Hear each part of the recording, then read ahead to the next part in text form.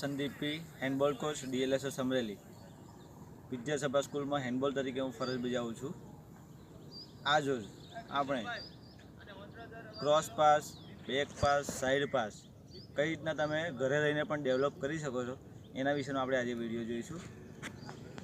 તમે જ્યારે forward pass કરો છો એના માટે તમારા પગની સ્પીડ જોઈએ. સ્પીડ વગર કોઈ પણ કામ શક્ય નથી. આપણે ગયા વિડીયોમાં જોયું કે આપણે ગ્રીપ કઈ રીતના લેવી અને ગ્રીપને કઈ રીતના ડેવલપ કરવી.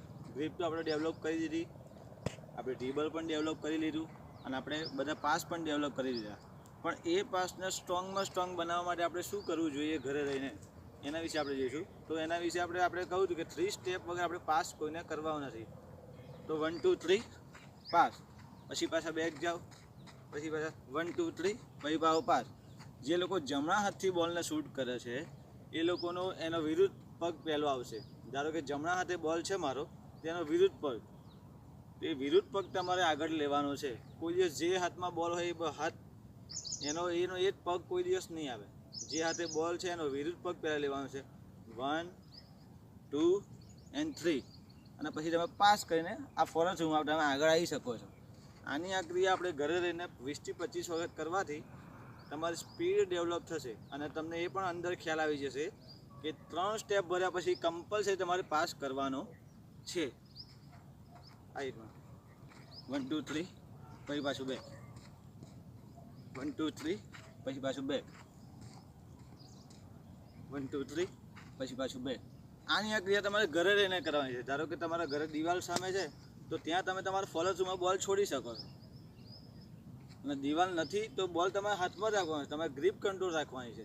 એવી રીતના આની આ ક્રિયા તમે 1 2 3 1 2 3 1 2 3 ઘરે રહીને 50 વખત ડેલી કરવાની.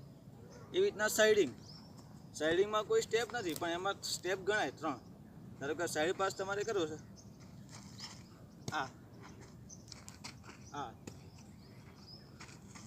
આ એક વેવ પાસ પણ કહેવાય છે કે વેવમાં જ્યારે તમે બોલને આજુબાજુ ચલાવતા હોય ત્યારે તમે એને ચેસ પાસ કરો જાઓ તો એનો સમય ઝાઝો જતો રહેતો હોય છે.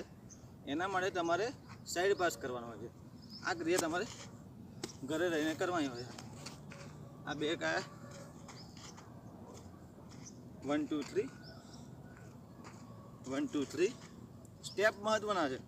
1 2 3 આ સ્ટેપ બહુ મહત્વના છે. 3 સ્ટેપ તમારે સાઈડમાં લેવાના છે, 3 સ્ટેપ ફોરવર્ડ લેવાના છે, 50 વખત જમણી બાજુ, 50 વખત ડાબી બાજુ અને 50 વખત અપ એન્ડ ડાઉન.